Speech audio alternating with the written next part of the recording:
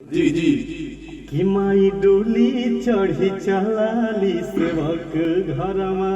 आई मनोज तिवारी के अंदाज सुनी से है ना। माई डोली चढ़ी चलाली सेवक घरवा, ओही डोलिया के अरे बघवा कहार दुनिया। वाह वाह वाह मनोज तिवारी भैया। हाँ तो कौन भैया आप सब आशीर्वाद है आपके कि हमने के आज भोजपुरी के बुलंदी के छुअत आई मैम मतलब आई एगो भाव बा भरत शर्मा जी के अंदाज में होगा गीतिया।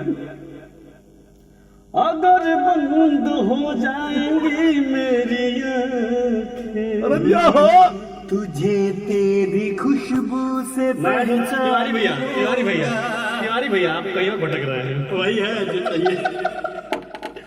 अगर बंद हो जाएंगे मेरी आँखें, तुझे तेरी खुशबू से पहचान लूंगा।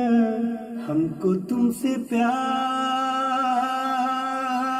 हुआ है, हमको तुमसे प्यार हुआ है, जीना दुश्वार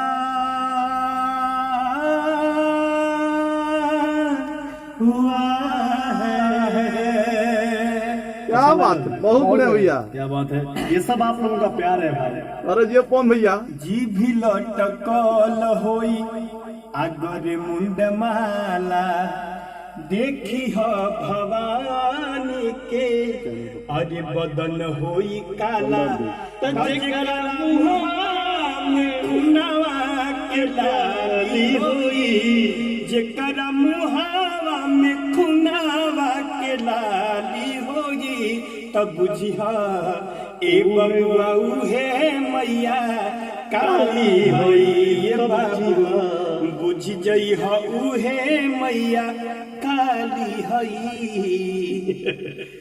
एक लोग जय हो।